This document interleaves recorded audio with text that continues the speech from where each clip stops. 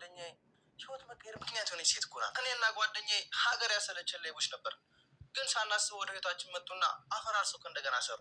ምን ነው አስከፋውሽ እንዴ? ኧረ በፍጹም ፎቶ ይሻልሽም ነበር። እንዲሁ ዝም ብዬ ማረፍ ስለፈለኩ። ቀን ድንብላል የነገረችሽ ነገር ነው አይደል እንዴ የረበሸሽ? ድንብላል ደግሞ ምን ነግራኝ ነበር? ስለ እኔ ነገረችሽ ነው? ስለ አንቺ ምን ነግራኝ ነበር? ስለ እኔ ስትነግርሽ እኮ ራስሽን ስተሽ እንደወደቅሽ ነግራኛለች። ሀና እኔ በጣም ደክሞኛል። ምን አጠፋው? ምንም አጠፋሽ አላልኩም፣ ግን በቃ ማረፍ እፈልጋለሁ። እሺ አንድ ጊዜ እናውራና ታርፊያለሽ። ሐኪም ነኝ ብለሻል አይደል? አዎ ነኝ። ምን ነው ታዲያ ድካሜ አይታይሽም ፊቴ ላይ? ግን እኮ ድንብላል ተሳስታ ነው። እኔ መቼ ስለሱ አወራሁ እንዴ? እንደዚህ የተጨነቅሽ እንዴት ነው እንቅልፍ ውስጥ ሰው የሚለን ማሰቡ ማለት? ተወኝ አልኩ አይደል? በቃ ተወኝ።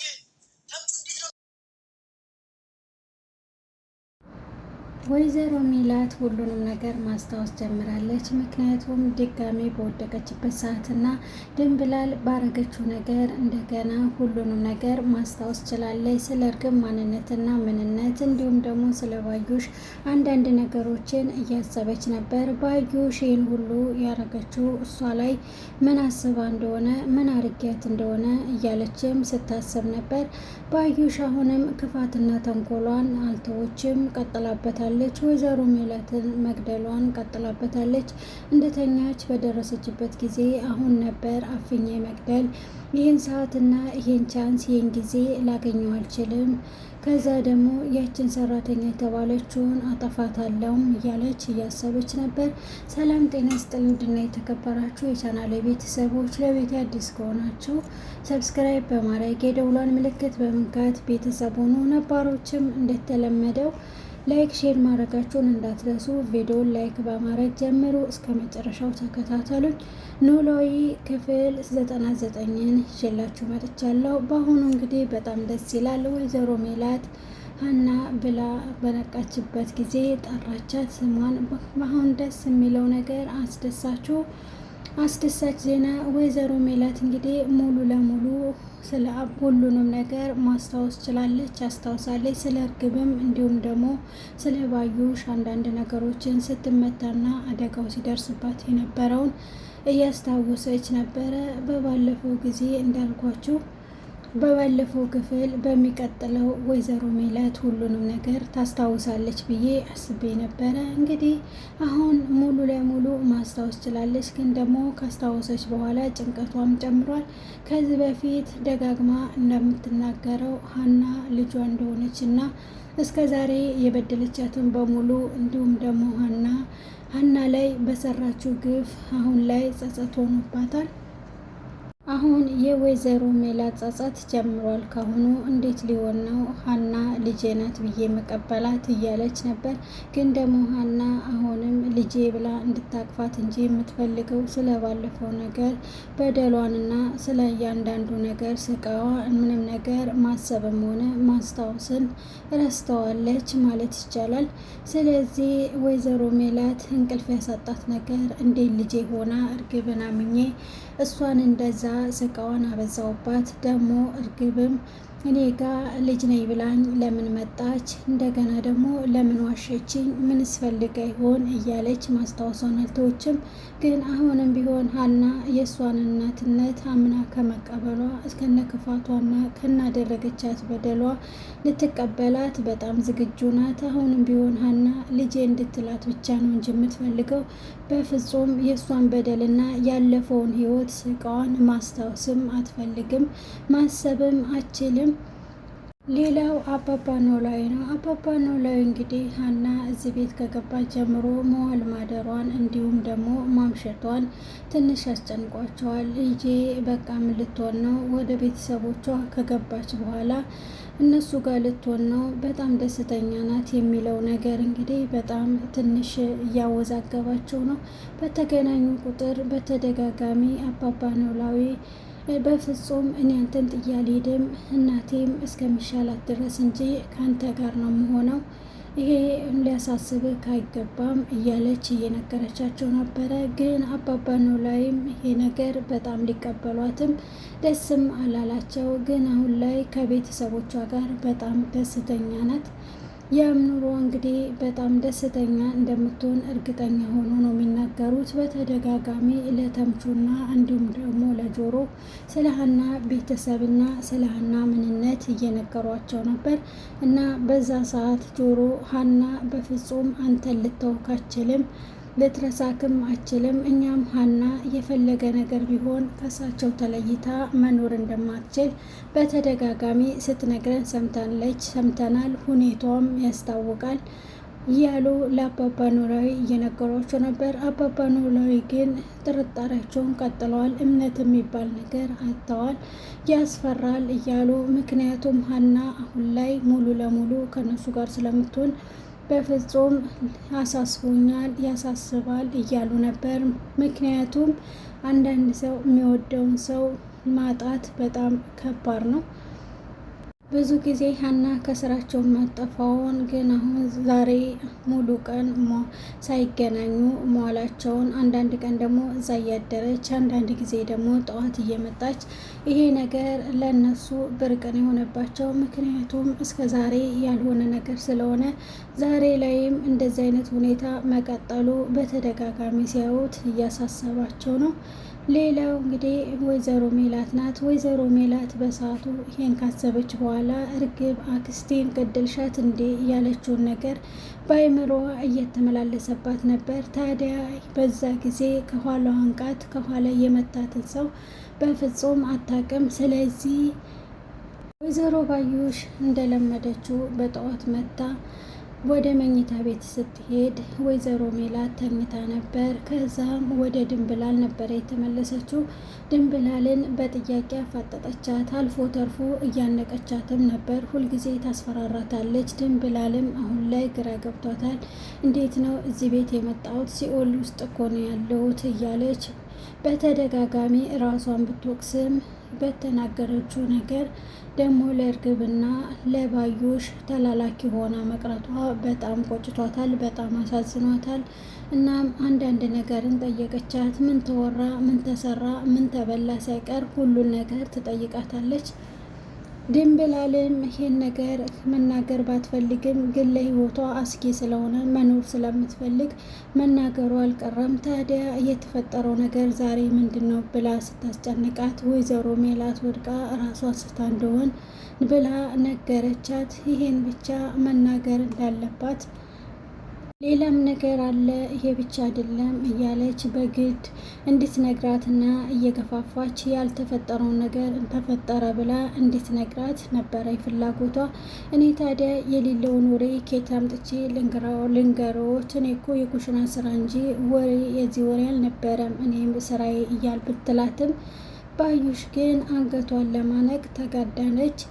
እናም ባዩሽም ወደ መኝታ ቤቷ ከሄደች በኋላ አንዳንድ ነገሮች በአይምሮ መጣባት። ይሄን ቻንስ ማግኘት ከዚህ በኋላ ማግኘት አልችልም፣ ወይም ደግሞ ባዩሽን ወይም ደግሞ ድንብላልን እዚሁ ገድያቸው ልገላግላቸው። ግን ሜላትን አሁን ካሁን ይሄን ቀን ይሄን ጊዜ ይሄን ሰዓት ላገኘው አልችልም ብቻ። ስለዚህ ባዩሽ መፍጠን አለብሽ እያለች ለራሷ ለብቻዋ ስታብሰለስል ስትነግረው ነበር። በዚህ አጋጣሚ ነበር ወይዘሮ ሜላት ከእንቅልፏ የነቃችው። ታዲያ ባዩሽ ወይዘሮ ሜላትን የመግደል ሀሳቡ አላት። አሁንም ቢሆን ልተዋት አትችልም፣ ለእሷ መተኛት አትችልም። ካሁን አሁን እያለች ትራሱን አንስታ ልታፍና ስትል ድንገት ስትነቃባት ምንም ነገር ማድረግ አልቻለችም። አሁንም ቢሆን እሷ አስመሰሏን አልተወችም። ወይ ባዩሽ መተሻል እንዴ እያለቻት ነው። አዎ መጥቻለሁ። እንቅልፍ ወስዶሽ እኮ በጣም ቆየሽ። ምን ሆነሽ ነው? አሞሻል እንዴ ስትላት አይ እንቅልፍ ወስዶኝ ነው፣ ምንም አልሆንኩኝ ተኝቼ ነው እያለቻት ባዩሽማ እኔማ ልተኛ ነበር አልነሳ ስትይ ቆየው ከመጣው አለቻት። ወይዘሮ ሜላትም አይ ደህና ነኝ እንቅልፍ ወስዶኝ ነው ትንሽ ለረፍ ብዬ ነበር አለቻት። ምን ተፈጥሯል? ምን ሆነሻል? ብላት እንደ ድሮዋ ወሬ ማጣራቷን ቀጥላለች ባዩሽ። ሜላት ግን በአሁኑ ምንም መናገር አልፈለገችም። ምክንያቱም ጥርጣሬ ያላትና ባዩሽም በደንብ ነው ያወቀቻት የጠረጠረቻት። ምክንያቱም ያለውን ነገር እንዴት ማወቅና እንዴት ማግኘት እንዳለባት ነው ማወቅ ያለባት። ታዲያ ባዩሽን አይ ምንም አልሆንኩም ያልተፈጠረ ነገር ምን ልንገርሽ ብላ ቆጣ ብላ ገልመጥ አለቻት። ባዩሽም ደግሞ አብሮ አደግናችን ጓደኝነታችን እንደዚህ መደባበቅ አመጣ ማለት ጀመረች። ምንድነው የምትይኝ? ምን እንድነግርሽ ፈለግሽ? ያልተፈጠረ ነገር እኔ ይሄ አልተፈጠረም ካልኩሽ አልተፈጠረም ነው ያልኩሽ። ስለዚህ ባዩሽ ለምንድነው የምጨቀጭቅኝ ብላ በጣም ተቆጥታት ነበር። ባዩሽም ይሄን ባየሽ ጊዜ እንዴ ሜሉ ቀን እኮ አሞሽ ራሽን ስተሽ እንደወደቅሽ እኮ ሰራተኛሽ ነግራኛለች። ስለዚህ ለምንድነው ይሄንን የምትደብቂኝ? ታዲያ ለምንድነው ጓደኝነታችን ብላ ስጠይቃት ባዩሽም በራሷ ጊዜ ቁጣዋን ጀመረች። በዛ ሰዓት ነበር ሜላትም እንግዲህ መቆጣጠር ያልቻለችው ራሷን። በቃ ውጭልኝ፣ ከዚህ ማረፍ እፈልጋለሁ፣ ከፊቴ ሂጂልኝ። ምንድን ነው የምትይኝ? ሁልጊዜ ጭቅጭቅ አይሰለችሽም እንዴ? ይሄ ምን ይነገራል? አሞኝ እንደሆን እኮ አገር ምድሮ ያውቃል። ስለዚህ ምንም አዲስ የተፈጠረ ነገር የለም። አሁን ከመኝታ ቤቴ ለቀሽ ውጭልኝ እባክሽ እያለቻት እየለመነቻት ነበር። ወይዘሮ ባዩሽም እንግዲህ ግራ በመገባት ምን ተፈጥሮ ይሆን እያለች እየተብሰለሰለች ነበር። ብዙ ነገር እያሰበች ምንድን ነው ነገሩ? እንዴት ነው? ለምንድን ነው ይሄንን የምትቆጨኝ? እያለቻት እየብላት ነበር። ባዩሽም ምንም አላረግሽኝም፣ ስለማረፍ ብቻ ማረፍ ስለምፈልግ ብቻ ብላት በድጋሚ ስትቆጣት ባዩሽም ተነስታ መኝታ ቤቱን ለቃ ወጥታለች። በዛን ሰዓት ነበር የድንብላል ስቃይ የጀመረው። ድንብላል ጋር ሄዳ ምን እንደተፈጠረና ምን እንደሆነ ቤት ውስጥ ምን እንዳለ ልጠይቃት ነበር። ድንብላልም ምንም እንዳልተፈጠረና ምንም እንዳልሆነች ድንገት ወድቃ እንደሆነ ነበር የነገረቻት። ታዲያ ሌላ ትልቅ ችግር እንዳለ ባዩሽ ተጠራጥራለች። ምክንያቱም ባዩሽ የምትሰራውን ስራ እንዲነቃባት አትፈልግም። እያንዳንዷን መረጃ እየወሰደች እያንዳንዷን ምክንያት ማፍጠር ትፈልጋለች። ስለዚህ አሁን ላይ አማራጯ ድንብላልና ድንብላል ብቻ ስለነበሩ ድንብላልም እንግዲህ ብዙ ነገር ስለጠየቀቻት ድንብላልም ምንም እንደማታውቅና ምንም እንዳልተፈጠረ ብትነግራትም አንገቷን ይዛ ልትለቃት አልቻለችም። ድንብላልም እባክሽ አንቺ ሴትዮ ከላይ ላይ ዞር በይ፣ አንገቴን አትነቂኝ፣ አንገቴ ሳታንቂኝ መጠየቅ የምፈልጊውን ጠይቂኝ፣ ለምንድን ነው የምታሰቃይኝ እባክሽ ስትላት በፍጹም ልትለቃት አልቻለችም። እስከ መጨረሻውም የተፈጠረውን ነገር አጣጥማ እንድትነግራት ነበር የጠየቀቻት። እርግብም እሺ እኔ ላንቺ ብዬ ሁሉንም ነገር አረጋለሁ፣ መሞት አልፈልግም ነበር ያለችው። በእርግጥ ሜላት ይሄን ነገር ብሰማ ዘልዝዬ ነው መሰቅለሽ እያለቻት ታስፈራራታለች። አዎ ይሄን ነገር ሜላት ብታቅ ድንብላልም ከነሱ ጋራ የምትሰራ ነው የሚመስላት። ስለዚህ የድንብላል ስቃይ እዚህ ላይ አያበቃም። ባዩሽም ብተዋት እንኳን ባዩሽና ድንብላል ሚስጥር እንደሚያወሩና የተወራውን የወጣውን የገባውን እንደምትነግራት ካወቀች ቀድማ ወይዘሮ ሜላት ድንብላልን እንደምትገላትና እንደምታጠፋት ነው የሚታወቀው። ምክንያቱም አሁን ላይ ባዩሽም ብትሆን ይሄ ነገር ያሰብኩትና አክስቴን ገደልሻት ወይ ብላ እርግብን ስቃይሽን በዚህ ምድር ላይ አበዛዋለሁ እያለቻት እያስፈራራቻት ነበረ። እውነት ነው። በቅብሩ እርግብ ትገኛለች። ከእርግብ ከተገኘች በኋላ እያንዳንዷን ነገር ስለምትናገር ስለምትናዘዝ ያን ጊዜ የባዩሽና የሜላት ጉዳይ ምን ይሆናል? ምንስ ይገጥማቸዋል? ባዩሽ እንዳለችው አሁን ላይ ሜላት ከነቃችና ሁሉን ነገር ካወቀች የምድር ስቃይ ይበዛል ሳይሆን ከምድር በታች ይቀበራለሁ እያለች ነበረ ከዚህ በፊት። ስለዚህ ወይዘሮ ባዩሽ የምትለቀቅ አይመስለኝም፣ አትለቀቅም። ሌላው የተምቹ ጉዳይ ነው። ተምቹ አሁን ላይ ትልቅ ችግር ውስጥ ነው ያለው። ምን ማሰብ እንዳለበት የሚያውቀው ነገር የለም።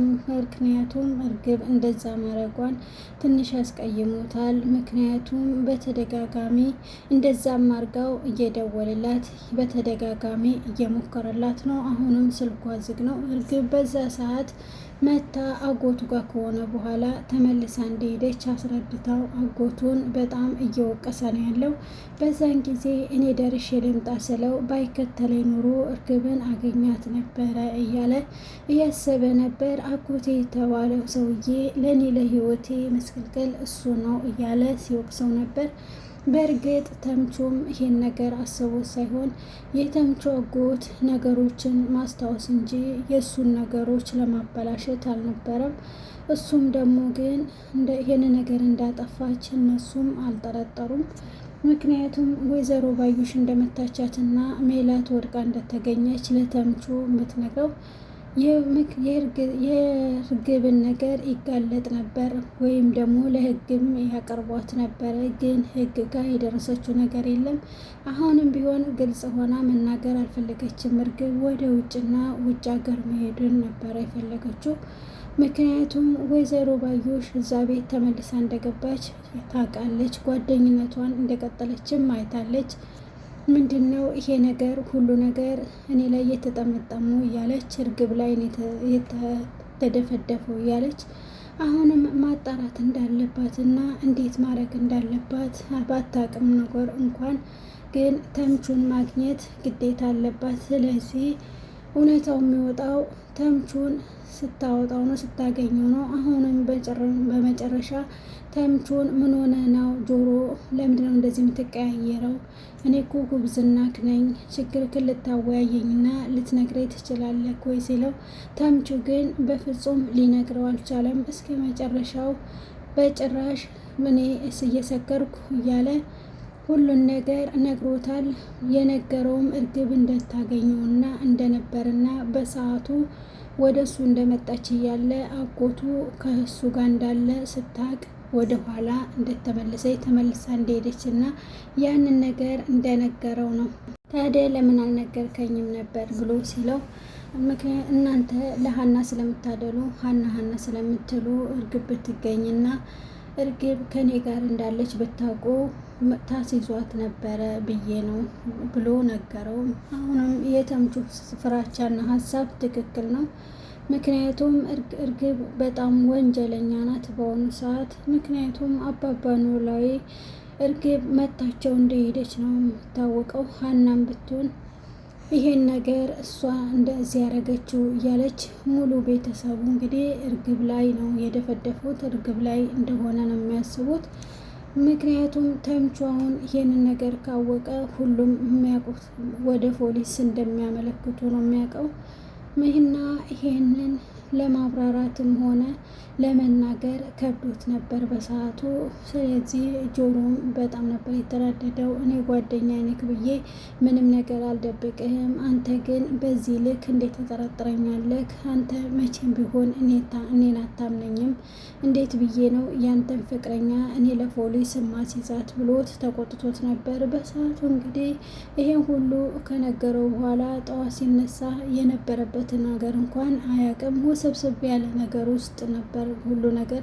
በስተመጨረሻ ምን ይፈጠር ይሆን? ተምቹ አሁንም ቢሆን እርግብን ያፈቅራታል። ምንም ወንጀለኛ ብትሆን እንኳን ሙሉ በሙሉ ጥፋተኛ እንደሆነች ቢያውቅም ፍቅሩ ግን ሊቀንስ አልቻለም። በጣም እንደሚወዳት ነው የሚታወቀው። ምክንያቱም የተገናኙበት አካባቢ በጣም የሚያስጠላና አሁንም ግን ከእርግብ መለያየት በጣም ለትንሽ ደቂቃ እንኳን አስቦት አያውቅም። ስለዚህ ሀናም ብትሆን እርግብንና የጆሮ መገናኘት ስታውቅ ምን ይፈጠር ይሆን? ሀናም እናቷን እንደዚህ ያደረገቻት ስለሚመስላት ሁሉ ነገር ከጆሮ ጋር ያላትን ግንኙነት ብታውቅ ግዴታ ከጆሮ ጋር መጣላታቸው አይቀርም እና ወደፊት የሚፈጠረው ነገር አብረን የምናይ ይሆናል። የዛሬው ቪዲዮችን እዚህ ላይ ነበር የሚያልቀው። በቀጣይ እስከምንገናኝ ቸር ቆዩ። የነገ ሰው ይበለን። መልካም ጊዜ ሆንላችሁ። ቪዲዮውን እስከ መጨረሻ ተከታተሉ። እወዳችኋለሁ።